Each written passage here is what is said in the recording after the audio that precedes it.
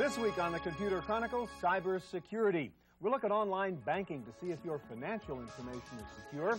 We'll explore cyber shopping to find out if it's really safe to put that credit card number online. We'll show you how to send and receive confidential faxes. And we'll even tell you about a service that automatically tracks down your computer if it's stolen.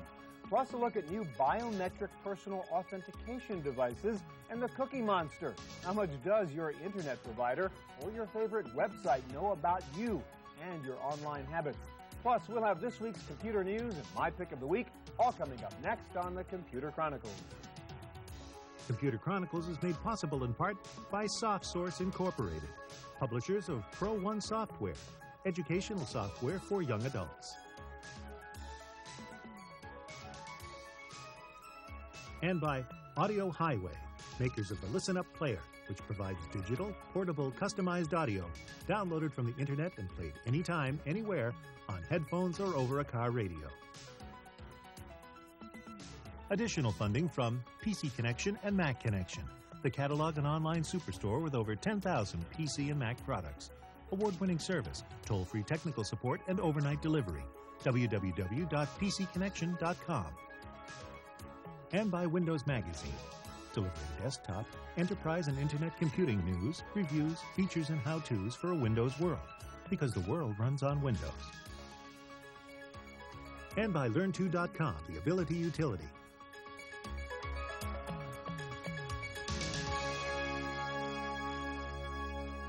Hi, and welcome to the Computer Chronicles. I'm Stuart Chaffee. Well, the internet is a wonderful thing, but can you trust it? How safe is your personal information, your financial information, the privacy of your email? We're going to try and find out today, and we're going to start with one of the biggest issues of all, and that is the security of financial transactions on the web, and that gets us to home banking and doing your banking online and moving money electronically, Renee. So I want to ask you to do two things. Explain what's the point. Why should I want to do my financial business online?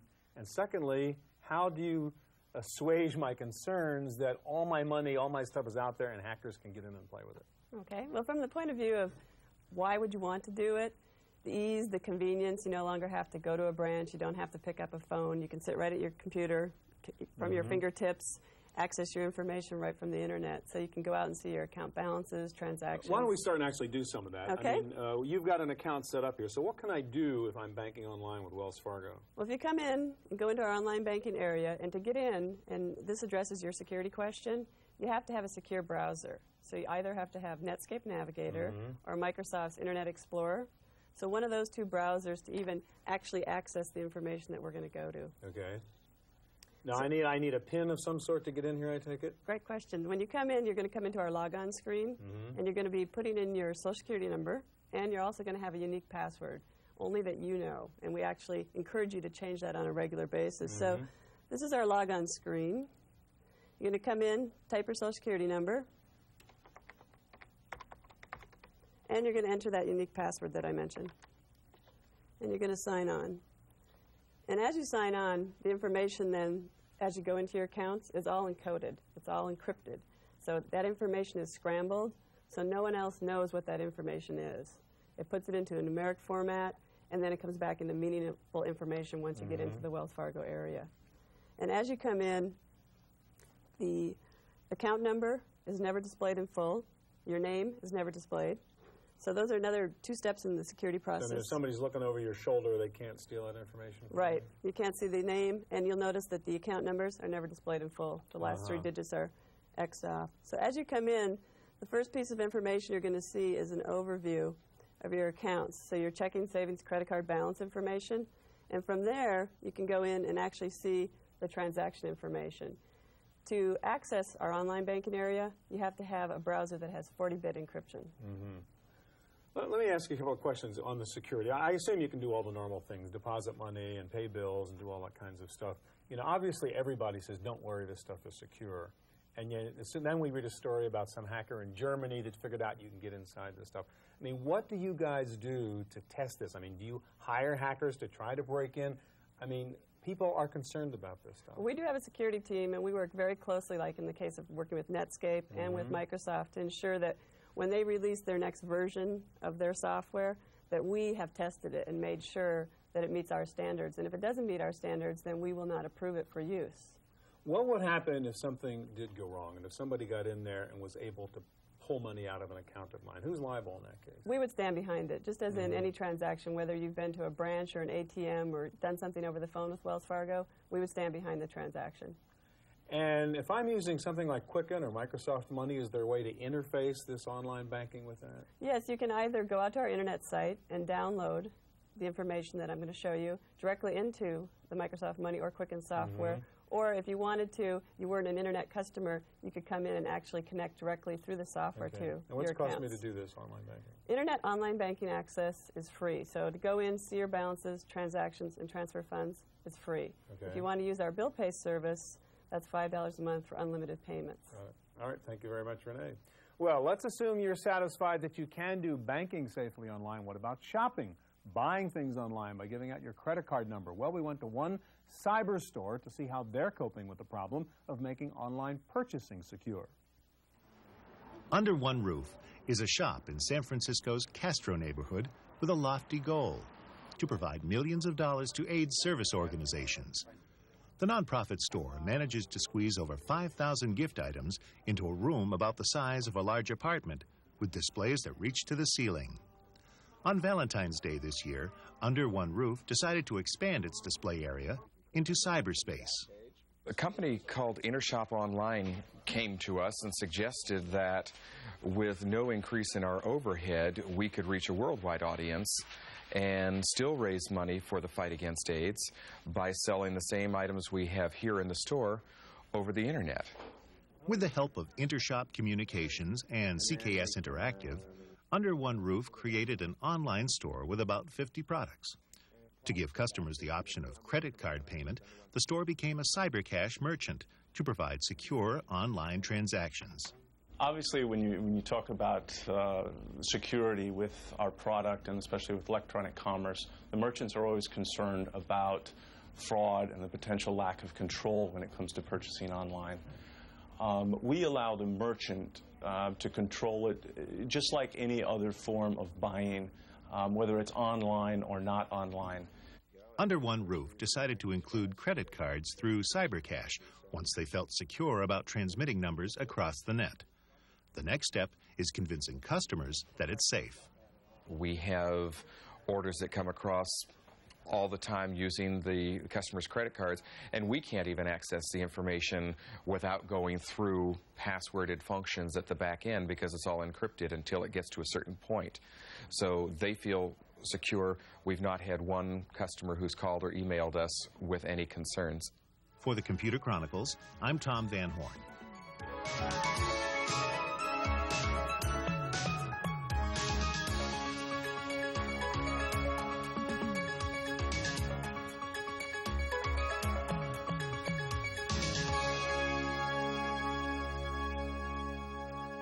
There are many different security issues online. Some have to do with money, but some have to do with privacy, your privacy. How much can people find out about you online? And Preston, this is your territory. You wrote the book, How the Internet Works. You study this stuff. How much can a person find out about me and my habits online? An enormous amount.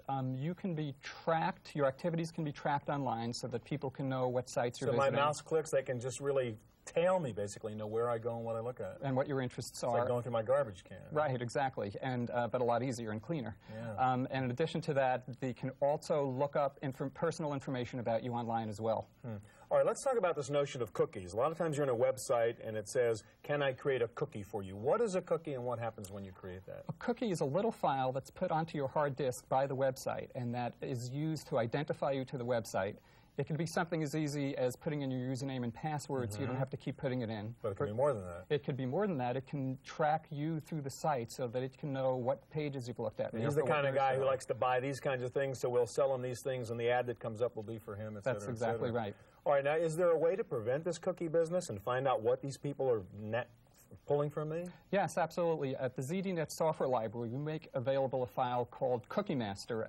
Anybody can get it for free at hotfiles.com. And this file will show you every single cookie on your these hard disk. are all the cookies that were created on your hard drive. Yes. And a lot of them you probably don't even know they created. Most I didn't. I only know that a few were created. It shows you who put them on there. It gives you some information. It'll also let you delete any of these cookies. So I can get rid of them. It'll let you delete them, and it'll let you, from one central place, say whether or not the cookie should be put on your hard disk. Okay. Now, with this business of sort of click tracking, is there a way to surf the web anonymously so people can't know who I am and what I'm doing? Yes, another way that people track you is by checking their own logs, and they can take a look at your IP address, essentially. Right. There's this site called the Anonymizer, and when you use this site, what happens is that instead of you contacting the website directly, you contact this site, it contacts the website for you, so you can never be traced. So you're hidden behind some anonymity there. All right, let's talk about the other thing you mentioned. You can simply go onto some websites like I know 411 and just find out all kinds of stuff about a person, right? Right. Here's 411. You can type in a name, and you can type in, and you can find out information about them. You can find out their addresses. So even though you may choose to be unlisted, perhaps, you don't want people to know, I just know your name, I could find out where you live. Right, exactly. And so right here, it will give your name. It'll also give your email addresses as well. It gives your address up here. And so you're going to have to get a street address on there, too. You can get a street address here, too. That's reasonably mild, but there's another site out there called the Stalker website that really lets you find out all kinds of things about a person. That's right. This Stalker's website, in one place, shows you many, many different ways that you'd find information about people. One of the most disturbing ways is it has what they call a reverse phone lookup. So if you have a telephone number, you could actually find out whose phone number that is. So I have somebody's phone number, and I can actually find out where they live. Right. Yeah. Right, exactly. Can you show us that? Sure. I can show it right here. So you're putting in your phone number, and if that's all I knew about you, you actually made a mistake in your number there. Right.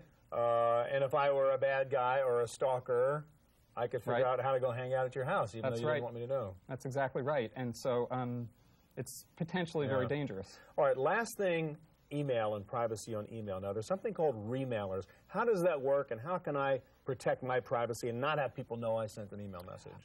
You might be worried that you're a whistleblower in your company. You don't want your address known. So you can go to this thing called a remailer, and what it will do is it will send mail so that there's no possible way anybody can trace it to you. When it's sent to somebody, the address will be from anonymous. You just go to this page, you just type in who you're sending it to, and it gets sent off. So it's like the anonymizer only for email. Right, exactly. Preston, thanks a lot. Interesting stuff. Thank you. Well, perhaps the most insecure form of business communications these days is a fax. There's no envelope. Just about anybody hanging around the fax machine can read your confidential mail unless you've taken some precautions to protect the security of your faxes. And I guess that's what you guys do. Explain what you do here. I mean, how can I send a fax and yet not have people see it? Sure. What we do is we start with a fax, and it could be any type of fax. It could be a document. So what are you doing here? Showing you a document. We can also fax digital photographs, any type of file. And what we do is we take that file and we compress it to what we call an info image. Can we take a look at an example? So this is not really a typical sort of graphic kind of fax. This is really a digital encoding, like a barcode of some sort? That's correct. We take any file, we compress it, and we convert it. And so what do one of these squares represent, for example? That right there is about 8 kilobytes of compressed data. This particular page comprises 30 pages of text as well as a digital photograph. Okay, now this is what I would, and what are we doing here? I have software that lets me, what, take a document and convert it into this form? Absolutely. We can encode it, we can password protect it, and make it ready to Okay, so when you send me a fax, instead of getting the real words, I would get this thing out of my machine. Absolutely. But what do I do with it now? How do I read it? What we'll do to read that transmission, we simply open up our read module, and we can drop this into any Twain-compatible scanner. So this is a piece of software, basically, that helps me encode and decode these faxes. Correct. We simply scan the page in. So you're going to scan in what just looks like a glob of mystery dots. Absolutely. There. Lots of black and white dots. We're importing this image into the PC through the scanner, and we'll decode this black and white dot pattern and give you the information that was transmitted on the sending side. And how fast or how long does it take to do all this? Just a couple of seconds. As you'll see in the box here, the black and white dots have appeared, and we're decoding the So that's the picture of what was scanned in, but now you're going to decode all those dots. We're in the decoding process now, And as you'll notice, we'll hand the files. So I mean, this is really just binary code, huh? The presence or absence of dots? This is the digital data. We go to open the file, and as you'll see, it was password protected for a second level of security. If you don't know the password, it won't let you in. Okay. So the guy standing at the fax machine just saw a bunch of dots. Right. But in fact, this is what the fax is. And what we have are the full 30 pages, and again, completely editable. So a couple of things going on here. It's not just a dumb graphic. You didn't even have to OCR it. That's it's correct. a digital file. And 30 pages were sent in the time it takes to send one page. That's correct. That is very cool. Now, one thing interesting about this, it would seem that this stuff is very fragile. I mean, you got a zillion dots crunched into there. Suppose I lean on it, I put a thumbprint on it, I get ink on it by mistake. What happens? We have very robust error detection and correction. Quite often, documents are corrupted in the transmission process. You just poked a hole through that. And scribble on it. You wrote on top of it. And we can still bring that file back. And you're telling me it'll still work? Absolutely. How? With our error correction and detection, we will recreate the file. We'll take that digital pattern, if you will, put it back in line, and deliver you 100% of those original files. This I got to see. There's a magic trick now. All right, so you're doing the same thing, scanning the same piece of paper after you wrote on it with a pen and punched a hole through it. And let's see if this works. And we're handing off the image, and we deliver the files. Again, and that's the password. Same scan.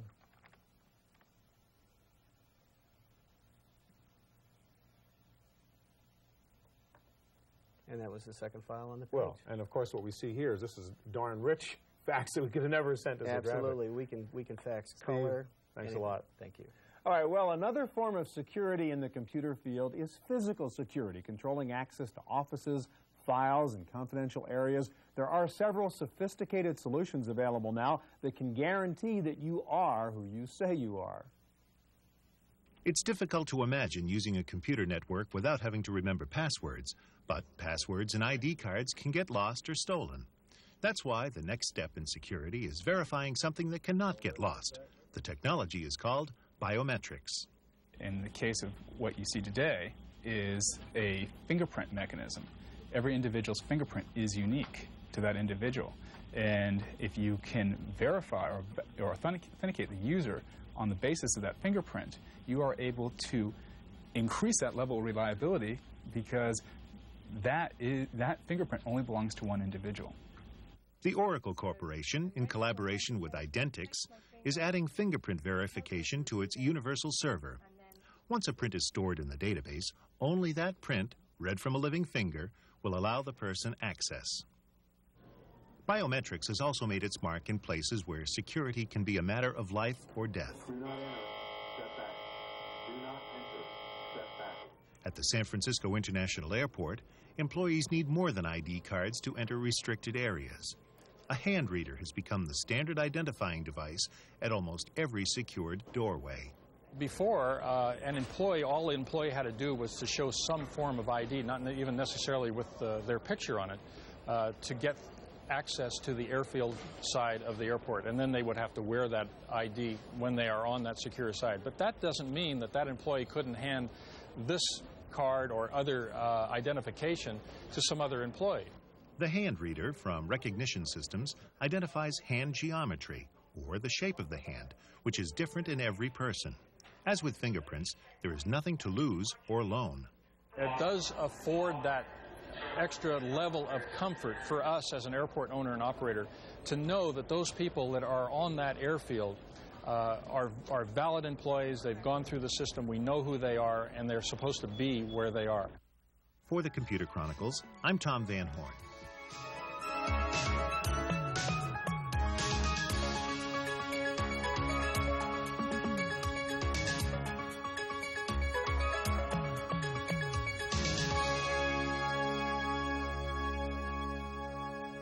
With all our concern over cybersecurity, one of the biggest threats to computer security is that someone will steal your computer and your hard drive and your files. Certainly easy to do these days with everyone running around with laptop computers. And Christian, you saw this, and you invented something called CompuTrace that helps me retrieve and find my stolen computer. Basically, how does it work?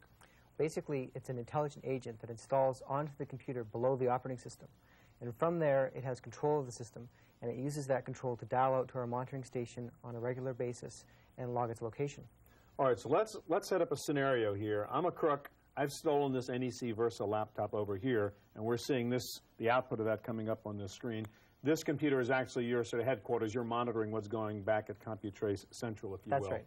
All right, now what's actually going on here? I mean, how can you help me find this thing? I'm using this thing. I'm working on a spreadsheet.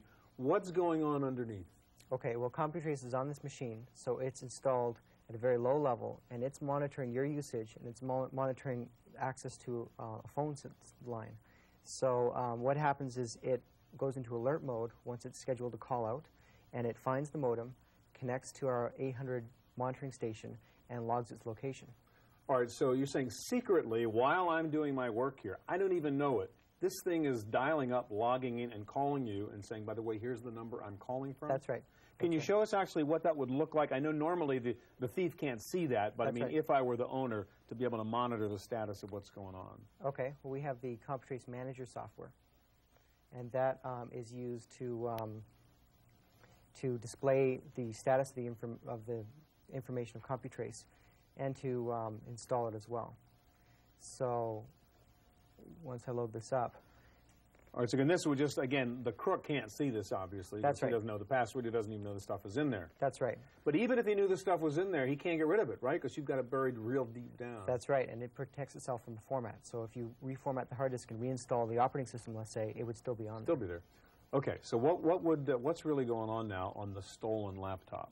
Okay, so I'll show the status of CompuTrace here, and it shows that it's installed on the system and it's in memory and it's active, and it shows that the last time it called out is at 12:40, and it shows the next call date as well. So at the moment, this is programmed to call home every minute. That's right. Report where it is. Normally, it might be what? Once a week. Right, once a week or once a day or whatever. That's right. Okay, now, so it's now called you. Now let's go over to the other screen, which is what you're seeing at your headquarters computer, where the stolen laptop is reporting in. And what are we seeing here? Okay, well, I'll refresh the display. So this shows the call history of this machine. As you can see over here, this is the electronic serial number that identifies the machine. And here are the phone numbers where it's called out from. So if we scroll down to the most recent call tracking, we'll see that it called out at 12:40. And we see that there's the phone number where it's called out from. So we're tracking the location of the computer in real time. Okay, so my computer gets stolen. I call you guys at CompuTrace and say, my computer's been stolen. Next time it calls in, tell me where it is. That's right. And you can then say, hey, here it is. It's at 415, blah, blah, blah. Let's figure out where that phone number is. That's where the thief is. That's right. Where the computer is. That's right. Once the computer's stolen, the user would call us up and would report it stolen. Yeah. And then that allows us to react in real time, notifying the police of the location of that computer. It's very clever. I mean, really, this is a friendly virus you put inside the machine, right? That's right. It does things sneakily that happen to be good. Yep, to protect your ownership of the computer. Quickly, any success stories in which you really have found some stolen computers? We've had a couple thefts, and we've had a couple recoveries. The most recent one was a producer of a rock star, and their computer was stolen, and we recovered it about 5 days later in a small town 300 miles. So basically, I buy the software and then pay you so much per year to provide the service. That's right. Thank you very much. Okay. Now for this week's Random Access Report and a special look at personal computing tips. Usually when we launch applications, we double-click on an icon that launches that application. But there's another way. By clicking on the Start menu and selecting Run, we can launch applications from what's called the Run command dialog.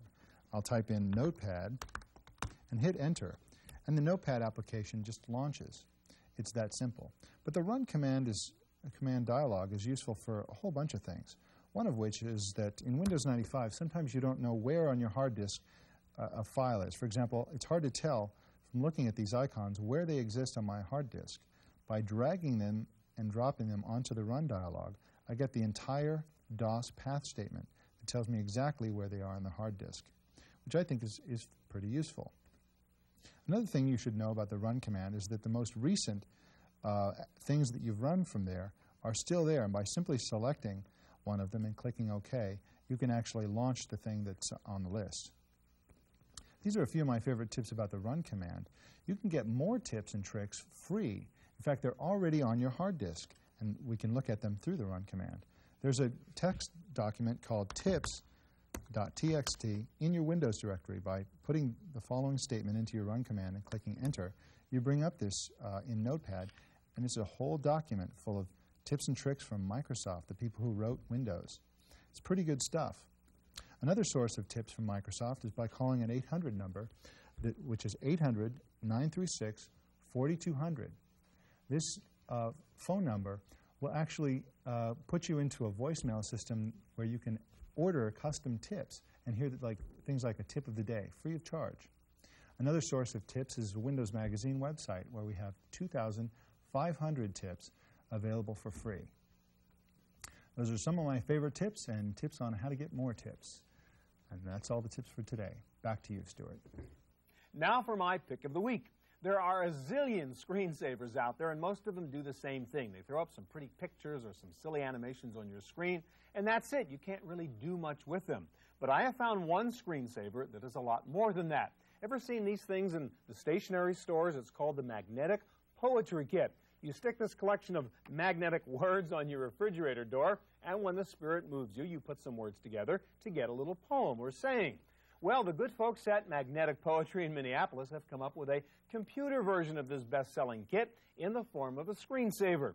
Words are much more interesting than just pretty pictures, and this makes a great excuse to take a break if you want to rest those wrists and fingers for a while. You can control the look, the speed, even the vocabulary of the words used. To form a clever little message or poem, you just grab the words, place them on the mat. You can even grab blanks and make them any word you want, and voila, a little poem. This is just plain fun and an addictive little computer toy for Windows. It costs under $30, and it's called the Electromagnetic Poetry Screensaver. That's it for this week's Computer Chronicles. We'll be back here again next week with more of the best hardware, software, and the net. If you need more information on anything you saw on today's program, check out our website at pctv.com.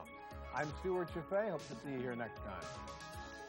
Computer Chronicles is made possible in part by SoftSource Incorporated, publishers of Pro One software, educational software for young adults. And by Audio Highway, makers of the Listen Up player, which provides digital, portable, customized audio downloaded from the internet and played anytime, anywhere, on headphones or over a car radio. Additional funding from PC Connection and Mac Connection, the catalog and online superstore with over 10,000 PC and Mac products. Award-winning service, toll-free technical support, and overnight delivery. www.pcconnection.com. And by Windows Magazine, since 1992, providing information on hardware and software products to business technology buyers, because the world runs on Windows. And by Learn2.com, the Ability Utility,